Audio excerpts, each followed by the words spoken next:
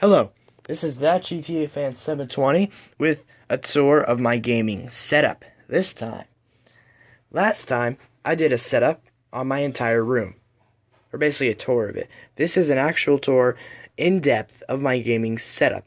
So, we're actually going to go from right to left, because that's just how, naturally the couch is right here. This is how you enter, so this is what you see, and actually, no. Let's start with the couch.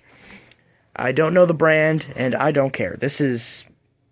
Basically, it wasn't my couch originally, but now it is. It's basically just a futon. So if I wanted to sleep on this, I could, but I never take the time to. And it's got a blanket over it just to make the butt a little bit comfortable. And since futons are generally hard, I actually have pillows underneath this blanket.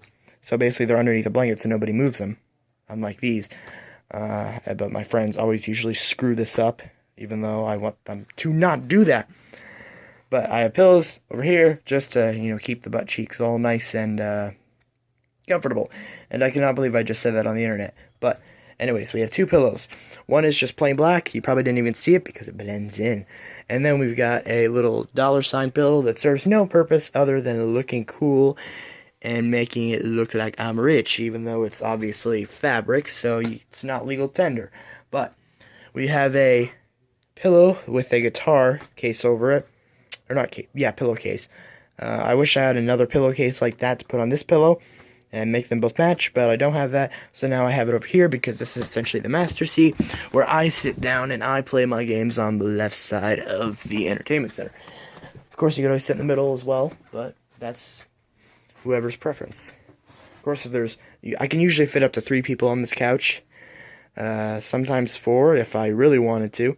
And sometimes my friends sit on the sides, which I hate. But I can actually, if I need to fit more people, I'll push this end table back a little bit, and I can fold both of these side panels down. And so then I can usually fit up to 5 people, usually.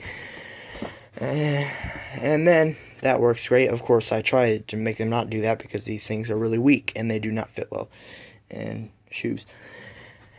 And anyways, my end table, I've already gone over that. I've got batteries of different types. I usually use rechargeables. As you can see, I have these rechargeable Rayovac batteries. They work very well. Headphones, which are broken. More remotes, like I've previously mentioned. And here, I've actually got some AA batteries, Dollar General brand, in case I need them. Oh, fancy ketchup. I didn't even know this was in here. Then we've got... I thought I had a Game Genie in here, but I think I put it somewhere else. But yeah, so back to the setup.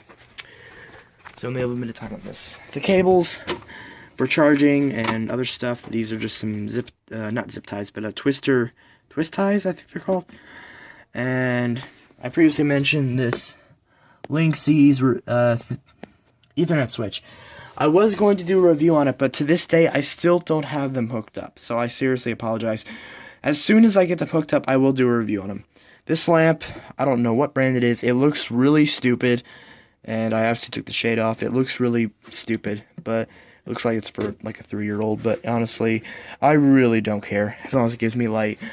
And I switched to fluorescence because they're brighter and they're cheaper and they save the environment. So I don't know why. I think they actually discontinued the regular, like those style bulbs. Like you can tell it's like a yellowish light, and these are like whiter lights. I think they discontinued them a while ago for because of all the non-benefits they have. But we still got a couple that are still going because we stockpiled on them, not because we hate the environment, but because they were cheap. And I'm generally a supporter of the environment, but honestly, I never even think about them. And of course, that would mean it would actually save power on our electric bill, but the bulbs were so cheap. We've got controllers, we got PlayStation 2 and 1, Xbox, Dreamcast, GameCube, so that's all 6th gen stuff. And then in here is, actually this would be 6th and partial 5th gen stuff. This would be partial 5th gen stuff, and anything before it that I plan to keep in here. As far as, I probably won't go any farther back than the NES, but I will include Master System. And as I don't have a Master System in the setup, I want to get a Master System at one point, but it would never fit in this setup due to, the cubes. But if I get an Xbox One, and the Xbox goes down here, the Xbox One is a flat surface, and since the Master System is so thin, it wouldn't cover up much, so I put a Master System on top of the Xbox One, and VCR, Toshiba, Energy Star, got it for like $10 at the thrift store. It works well. It's hi-fi. Forehead works well. I already said that. My power station, Belkin power strips. Buy these. These are awesome. They have side panels with each surge protector has 12 outlets, and there's 3 on each side of the regular 6 outlet sets. So the big brick plugs fit perfectly, and they work well. And I have them in adapters because they're not grounded, and the light that says not grounded shows. So these things were around $27 each. So for essentially less than the price of a game, you can get a very good surge protector setup. They also have power switches, and they also have protection for phone line and coaxial cables. I would use the coaxial cable protection were it not for the fact that it's on the very ends of the power strips, so that means they would kind of bulge out from where they are. They would kind of stick out, and I don't really like that, especially because my TV has a very short cord, so it barely reaches to the surge protectors. I think I might have actually unplugged it when I did that. I could be no, it's still there. So yeah, and it works great for the side plugs and everything. So I highly recommend these. This is my sound system, Logitech PC. Has kind of a buzzing noise. I don't know if you can hear that, but it's once sound's actually going through it, it sounds great. And it's stereo. One speaker is over here. You can't see that. And then the other speaker's over there. Some stuff. This is my Sanyo TV. This TV is 32-inch, I believe. There, just let the light adjust. Here, we'll just film it from that side. Yeah, this lighting's all over the place. But it's a Sanyo. It has 2 inputs, an RCA in the front, and the back has both component, composite, and S-video. And it has the coaxial, too, which is great. And it's a flat CRT. Despite it being flat, light guns work perfectly, which is great because I hate any and all curved TVs. And it's a very good TV. And over here, we've got another lamp, Dollar General $5 lamp. This is an Emerson 32-inch LED 1440p television. It doesn't say the resolution on the box, but I found out it goes up to around a little over 1440p, which is great. And it also cost me $100 last year. So, can't go wrong with that. By now, it's probably even cheaper. I'm pretty sure they're still selling this. Obviously, they're not selling that.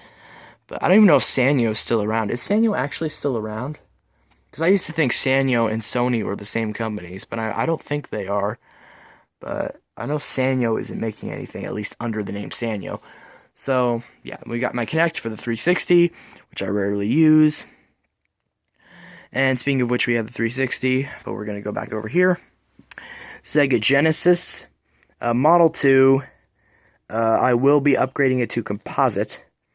And we have a AV switch, RCA, and we have the PlayStation 2 with some games.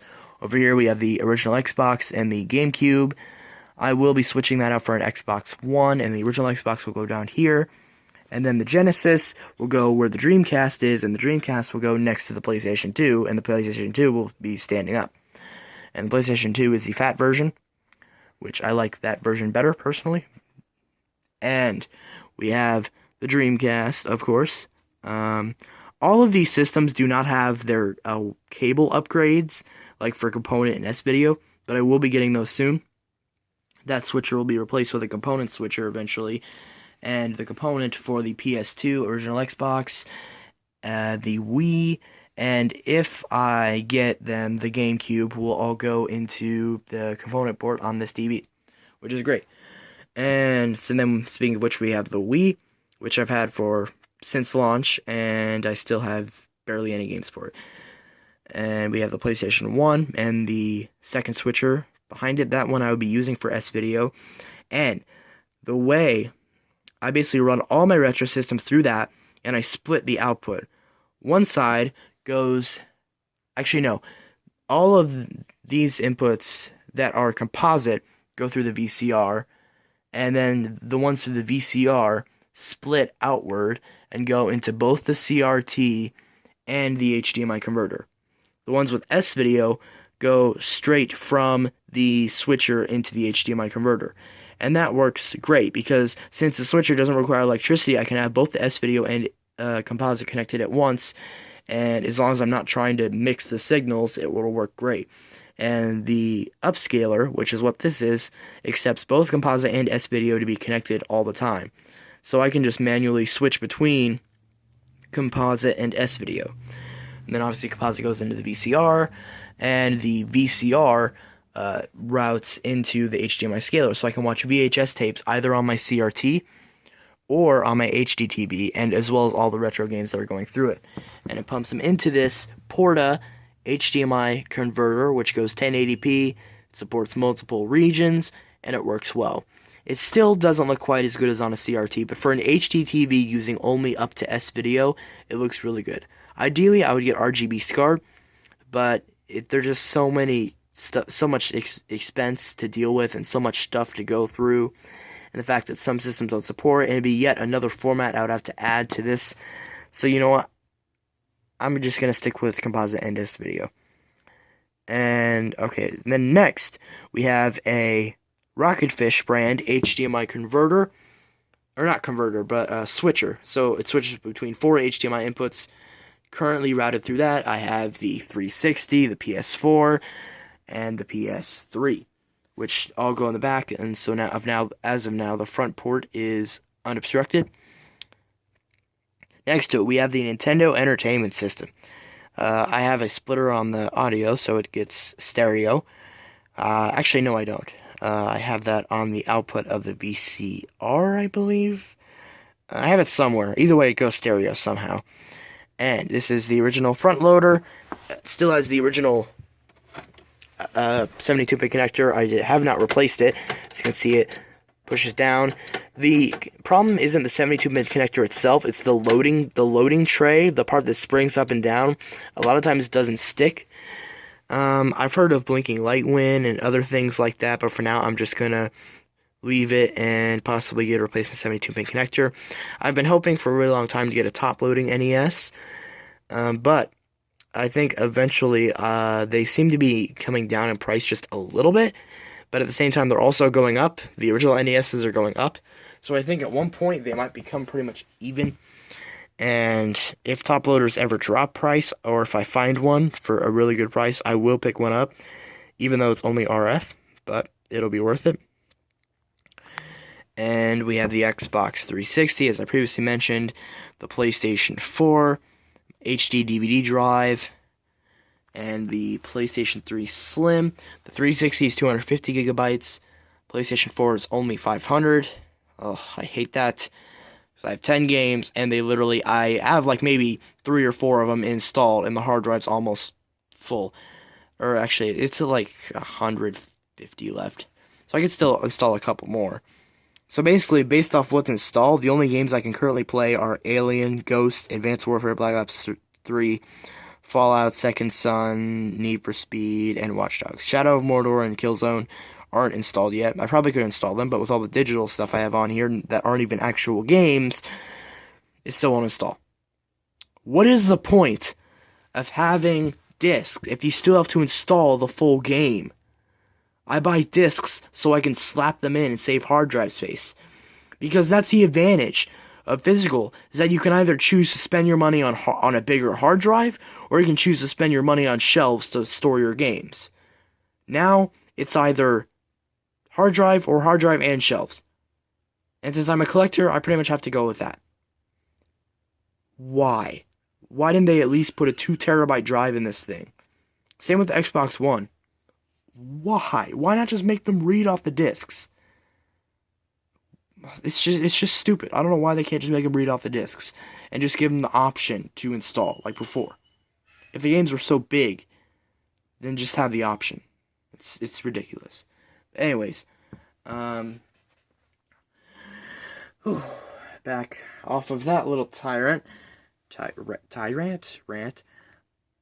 That is my game room setup. And this is ThatGTAFan 720 signing out. I hope you have all of you have a great day. I hope you subscribe to my channel to get access to more content. And you all have a wonderful day and keep playing games and whatever else. And I would like to see your setups as well. So if any of you don't have setup videos on your channel and you're a gamer, actually if you're not a gamer, I don't know why you're watching this channel, but if you're a gamer and you have a gaming setup of some kind, even if it has like literally nothing in it, because it doesn't have to be overboard like this, then definitely post your setup. I would love to see your setup, and I hope you enjoyed mine. So have a great day, and I will see you in the next video.